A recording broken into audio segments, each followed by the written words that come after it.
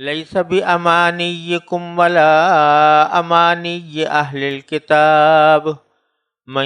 يعمل سوءا يجز به ولا يجد له من دون الله وليا ولا نصيرا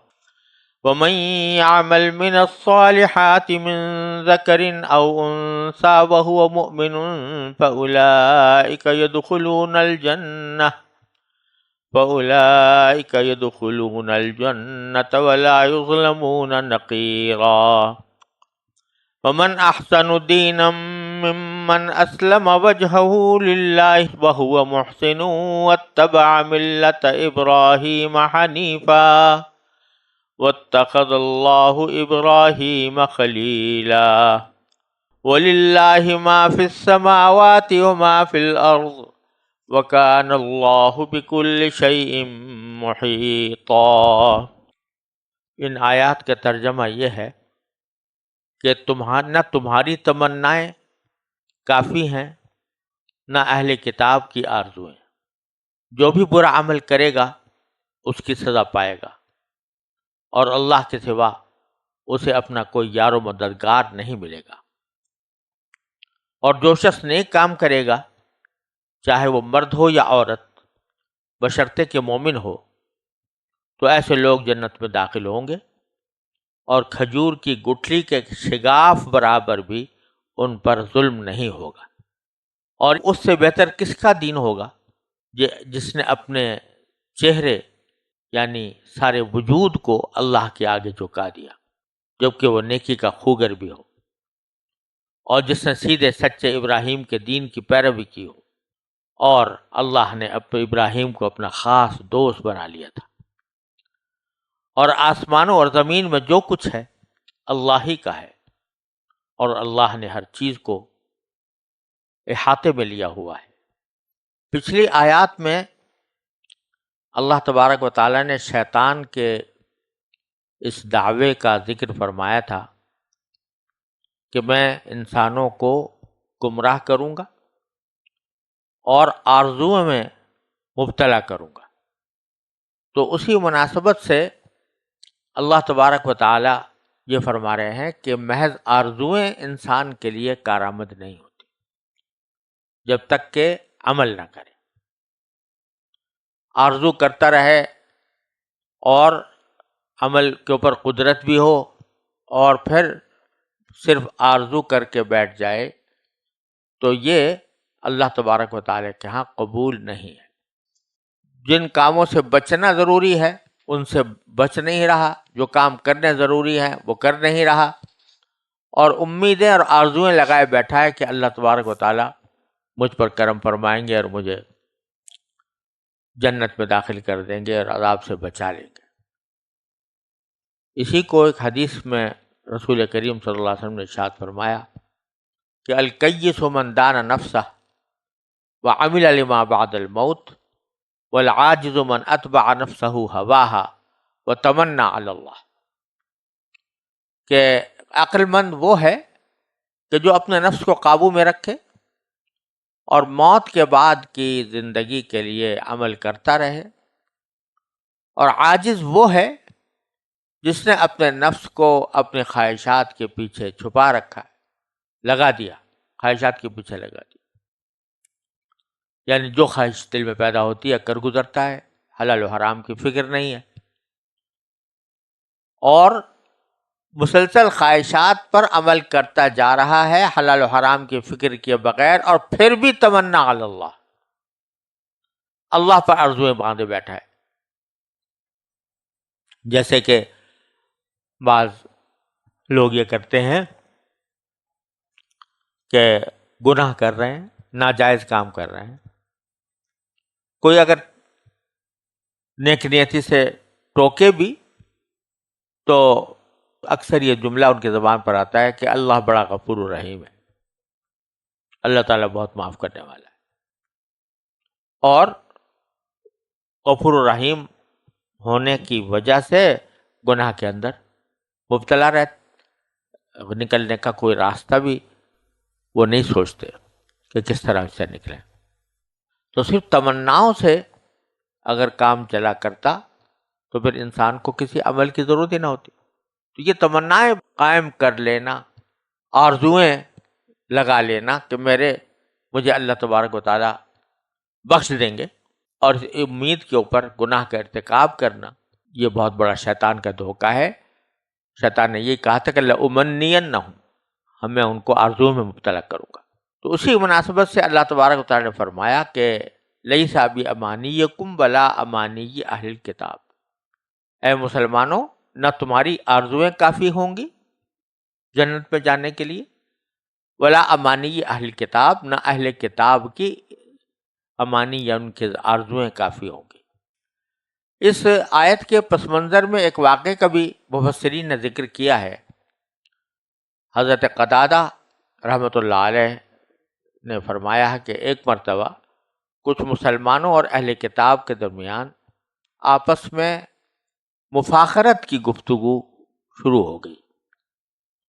اہل کتاب نے کہا کہ ہم تم سے افضل اور اشرف ہیں کیونکہ ہمارے نبی یعنی حضرت موسیٰ علیہ السلام تمہارے نبی سے پہلے آئے تھے، اور ہماری کتاب تمہاری کتاب سے پہلے آئی تھی. مسلمانوں نے کہا کہ نہیں، ہم تم سب سے افضل ہیں، اس لیے کہ ہمارے نبی خاتم النبیین ہیں، نبی آخر الزماں ہیں، ہماری کتاب آخری کتاب ہے جس نے پہلی ساری کتابوں کو منسوخ کر دیا ہے، لہذا ہم زیادہ افضل ہوئے. تو آیت کریمہ میں یہ اشارہ بھی موجود ہے کہ محض یہ آرزو بنا لینا کہ چونکہ ہم تعلق رکھتے ہیں ایک ایسے نبی سے صلی اللہ علیہ وسلم کہ جو آخری نبی ہیں، تو ان تمناؤں اور دعووں سے کچھ نہیں ہوتا جب تک کہ آدمی خود اپنا عمل درست نہ کرے. تو فرمایا گیا کہ لیس بامانیکم ولا امانی اہل کتاب، نہ اہل کتاب محض آرزوؤں کی وجہ سے کامیاب ہوں گے، نہ تم محض آرزوؤں اور دعووں کی وجہ سے کامیاب ہوگے، بلکہ اصل دار و مدار اس پر ہے کہ عمل کیسا ہے، کس کا عمل کیسا ہے. چنانچہ آگے فرمایا من یعمل سوءا یجز بہ، جو کوئی شخص کوئی برائی کا کام کرے گا اس کو اس کی سزا دی جائے گی، اور ولا یجد لہ من دون اللہ ولیا ولا نصیرا، اور اللہ کے سوا اسے اپنا کوئی یار و مددگار نہیں ملے گا. یعنی محض اس بنا پر کہ تم فلاں خاندان سے تعلق رکھتے ہو یا فلاں نبی کے امتی ہو، محض اس بنا پر تمہارے گناہوں کی سزا تمہیں نہ ملے، یہ نہیں ہوگا، سزا ملے گی، اور تمہارے لیے اللہ کے سوا کوئی اور یار و مددگار بھی نہیں ہوگا. جب یہ آیت کریمہ نازل ہوئی تو صحابہ کرام کو بڑی سخت تشویش ہوئی کہ اس کا مطلب تو یہ ہوا کہ کوئی چھوٹی سے چھوٹی غلطی بھی اگر سرزد ہوئی ہے تو آخرت میں اس کی سزا ضرور ملے گی. اور حضرت صدیق اکبر رضی اللہ تعالیٰ عنہ سے بھی ترمذی وغیرہ میں روایت ہے کہ جب رسول کریم صلی اللہ علیہ وسلم نے یہ آیت سنائی کہ من یعمل سوءا یجز بہ، تو ان پر یہ اثر ہوا جیسے کمر ٹوٹ گئی. تو اس پر رسول کریم صلی اللہ علیہ وسلم سے حضرت صدیق اکبر نے یہ عرض کیا کہ ہم میں سے کون ایسا ہے جس نے کوئی برائی نہیں کی ہو، اور جب ہر برائی کی جزا ملنی ہے تو ہم میں سے کون بچے گا. اس کے جواب میں رسول کریم صلی اللہ علیہ وسلم نے بڑی تسلی دی اور یہ فرمایا کہ اے ابو بکر، آپ اور آپ کے مومن بھائی فکر نہ کریں، کیونکہ دنیا کی تکلیفوں کے ذریعے آپ لوگوں کے گناہوں کا کفارہ ہو جاتا ہے. اور ایک روایت میں ہے کہ آپ نے صدیق اکبر سے پوچھا کہ کیا آپ بیمار نہیں ہوتے، کیا آپ کو کبھی کوئی مصیبت غم نہیں پہنچتا؟ جب صدیق اکبر نے عرض کیا کہ بے شک یہ سب چیزیں پہنچتی ہیں، تو آپ نے فرمایا کہ بس تمہارے سیئات کی یہی جزا ہے. تو تسلی یہ دی گئی کہ ویسے تو اللہ تبارک و تعالیٰ کا قانون یہی ہے کہ جو شخص بھی کوئی غلطی کرے گا، ناجائز کام کرے گا، اس کو ضرور سزا ملے گی، لیکن ضروری نہیں کہ وہ سزا آخرت ہی میں ملے۔ مومن کو بہت سے گناہوں کی سزا یہاں دنیا میں اس طرح دے دی جاتی ہے کہ اس کو کوئی صدمہ پہنچ جاتا ہے، اس کو کوئی تکلیف پہنچ جاتی ہے، کوئی بیماری لاحق ہو جاتی ہے، اللہ تعالیٰ یہیں پر اس کا حساب چکا دیتے ہیں۔ تو اس وجہ سے یہ بھی ایک بہت بڑا سبق ہے کہ اگر دنیا میں کوئی مصیبت آئی ہے یا کوئی تکلیف پہنچی ہے تو اس کو آدمی صبر کے ساتھ برداشت کرے، اس اللہ تعالیٰ کی مشیت پر راضی رہے، اگرچہ دعا بھی کرتا رہے کہ یا اللہ میری اس تکلیف کو دور فرما دے، لیکن کچھ بعید نہیں ہے کہ اس تکلیف کی وجہ سے اللہ تبارک و تعالیٰ تمہاری برائیوں اور گناہوں کو معاف کرنے کا راستہ نکال رہے ہوں، ان کے لیے کفارہ بنا رہے ہوں۔ اور یہ حدیث تو معروف ہی ہے کہ رسول کریم صلی اللہ علیہ وسلم فرمایا کہ ایک مومن کو اگر کوئی تشویش بھی لاحق ہوتی ہے تو اللہ تبارک و تعالیٰ اس کو بھی اس کے گناہوں کا کفارہ کرتے ہیں، اور اگر کسی کے نامہ اعمال میں گناہ نہ ہو تو وہ چیز اس کے درجات کی بلندی کا سبب بنتی ہے۔ اور پھر آگے فرمایا کہ ایک طرف تو یہ بات ہے کہ جو برائی کرے گا اس کو کچھ نہ کچھ بدلہ ضرور ملے گا، اور وَمَن يَعْمَلْ مِنَ الصَّالِحَاتِ، اور اگر کوئی شخص نیک کام کرے گا، من ذکر او انثی، چاہے وہ مذکر ہو یا مؤنث ہو، مرد ہو یا عورت ہو، وَهُوَ مُؤْمِنٌ، بشرطے کہ وہ مومن ہے، تو فَأُولَئِكَ يَدْخُلُونَ الْجَنَّةَ، تو ایسے لوگ جنت میں داخل ہوں گے، وَلَا يُظْلَمُونَ نَقِيرًا، اور ان پر اتنا ظلم بھی نہیں ہوگا جتنا کہ کھجور کی گٹھلی کے اندر شگاف ہوتا ہے۔ نقیر کہتے ہیں اصل میں کھجور کی گٹھلی کے اندر جو شگاف ہوتا ہے اس کو نقیر کہا جاتا ہے، اور عربی زبان میں یہ لفظ معمولی چیز کے لیے بھی استعمال ہوتا ہے، چھوٹی سے چھوٹی چیز کے لیے بھی استعمال ہوتا ہے۔ تو لا یظلمون نقیرہ کے معنی ذرہ برابر ظلم نہیں ہوگا، کھجور کی گٹھلی کے شگاف کے برابر بھی ظلم نہیں ہوگا، یعنی ذرہ برابر بھی ادنا درجے کا ظلم بھی نہیں ہوگا۔ اور آگے پھر اس عمل صالح کی مزید تفصیل اور اس کی مزید شرائط بیان فرمائی کہ وَمَنْ أَحْسَنُ دِينًا مِمَّنْ أَسْلَمَ وَجْهَهُ لِلَّهِ وَهُوَ مُحْسِنٌ وَاتَّبَعَ مِلَّةَ إِبْرَاهِيمَ حَنِيفًا، کہ اس سے بہتر کس کا دین ہوگا، ممن اسلم وجہہ للہ، جس نے اپنے چہرے کو اللہ کے آگے جھکا دیا، اور چہرے کو جھکانا یہ کنایا ہے پورے وجود کو جھکانے، اور جبکہ وہ نیکی کا خوگر بھی ہو، اور جس نے سیدھے سچے ابراہیم کے دین کی پیروی کی ہو، جن کو اللہ تبارک و تعالیٰ نے اپنا خاص دوست بنا لیا تھا۔ تو یہاں اللہ تبارک و تعالیٰ نے کسی کے نیک عمل کی قبولیت اور اس کے دین کی اچھائی کے لیے 3 صفات بیان فرمائی۔ ایک یہ کہ اس نے اپنا چہرہ اللہ کی طرف جھکا لیا ہو،